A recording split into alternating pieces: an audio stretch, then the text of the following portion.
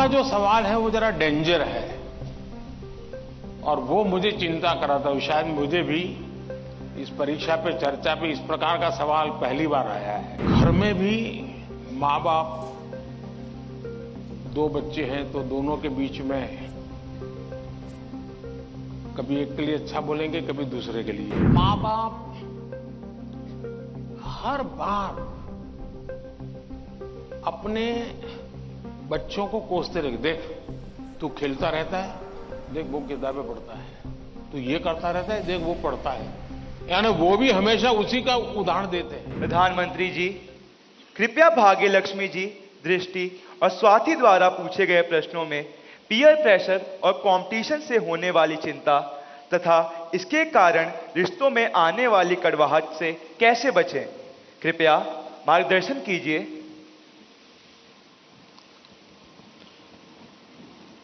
अगर जीवन में चुनौतियां न हो, स्पर्धा न हो,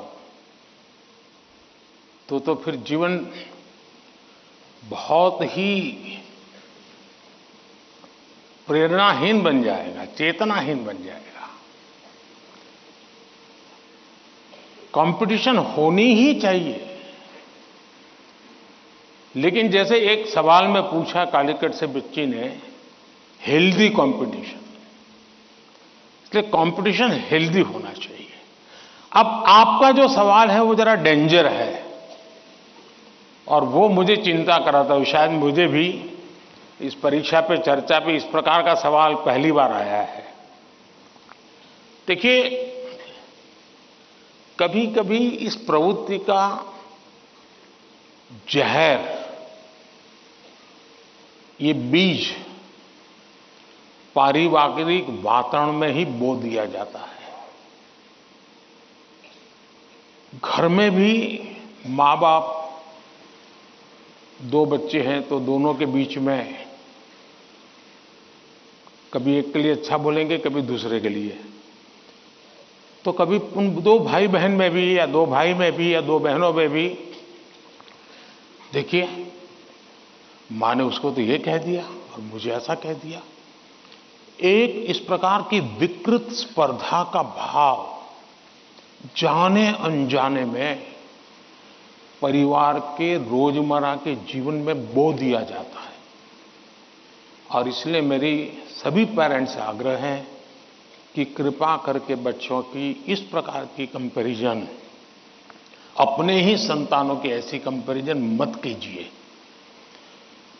उसके अंदर एक द्वेष का भाव पैदा कर देते हैं और वो परिवार में भी कभी न कभी लंबे समय के बाद वो बीज एक बहुत बड़ा जहरीला वृक्ष बन जाता है।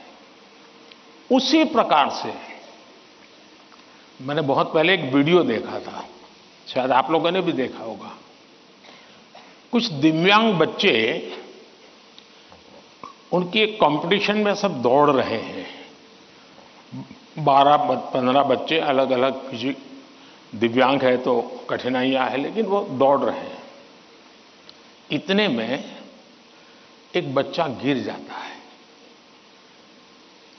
अब ज्यादा बुद्धिमान लोग होते तो क्या करते, वाह ये तो गया, चलो यार एक तो स्पर्धा में कम हो गया।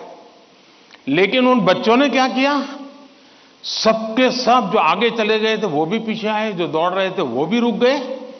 पहले उन सब ने उसको खड़ा किया और फिर दौड़ना शुरू किया।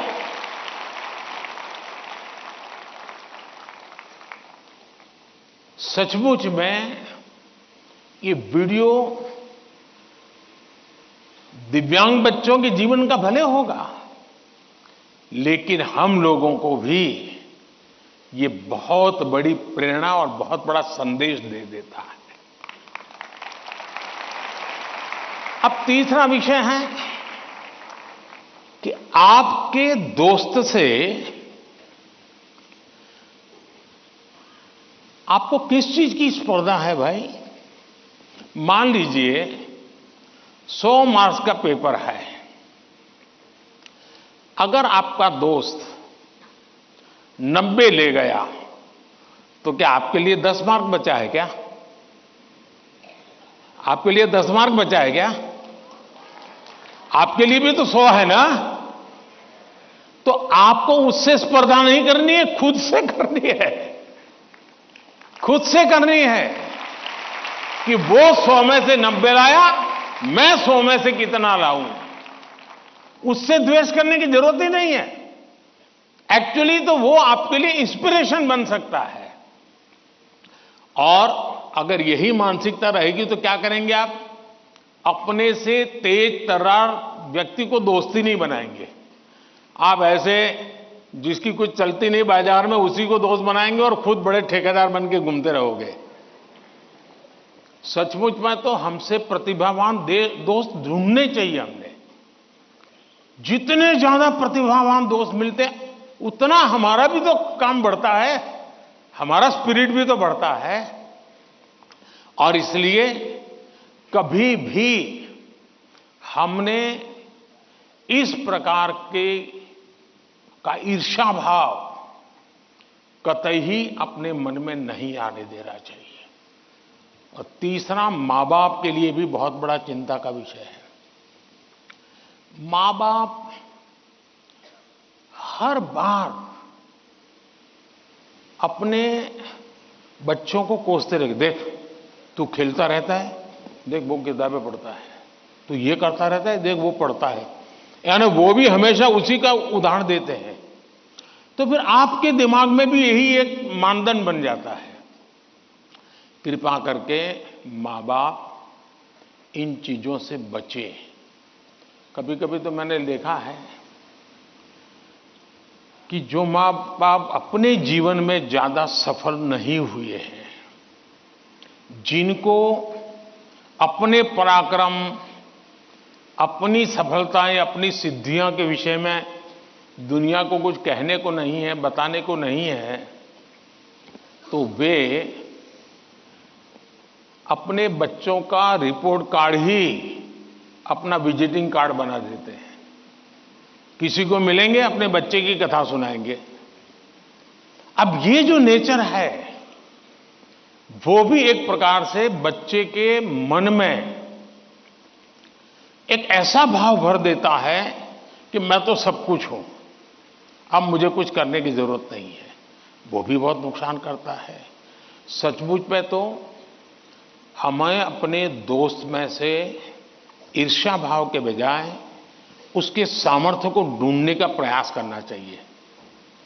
उसके अंदर अगर मैथमेटिक्स में एक्सपर्टाइज है, मेरी कम है, मेरे टीचर से ज्यादा अगर मेरा दोस्त मुझे मैथमेटिक्स में मदद करेगा तो वो मेरी साइकी समझ करके करेगा और हो सकता है मैं भी उसी की तरह मैथमेटिक्स में आगे जाऊंगा। वो अगर लैंग्वेज में वीक है और मैं लैंग्वेज में मजबूत हूं, मैं अगर लैंग्वेज में उसकी मदद करता हूं तो हम दोनों को एक दूसरे की ताकत जोड़ेगी और हम अधिक सामर्थ्यवान बनेंगे। और इसलिए कृपा करके हम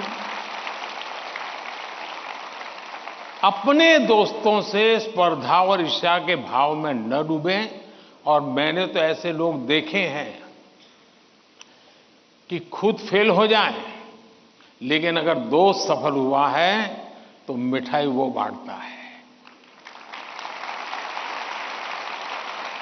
मैंने ऐसे भी दोस्त देखे हैं कि जो बहुत अच्छे नंबर से आए हैं लेकिन दोस्त नहीं आया, इसलिए उसने अपने घर में पार्टी नहीं की, फेस्टिवल नहीं मनाया। क्यों? मेरा दोस्त पीछे रह गया। ऐसे भी तो दोस्त होते हैं। और क्या दोस्ती लेन देन का खेल है क्या? जी नहीं, दोस्ती ये लेन देन का खेल नहीं है। जहां कोई प्रकार का इस प्रकार का लेना देना नहीं है, निर्व्याज प्यार होता है, वही तो दोस्ती होती है। और ये जो दोस्ती होती ना, वो स्कूले छोड़िए जिंदगी भर आपके साथ रहती है। और इसलिए कृपा करके दोस्त हमसे ज्यादा तेजस्वी तपस्वी हमें चुनने चाहिए और हमेशा उनसे सीखने का प्रयास करना चाहिए। धन्यवाद।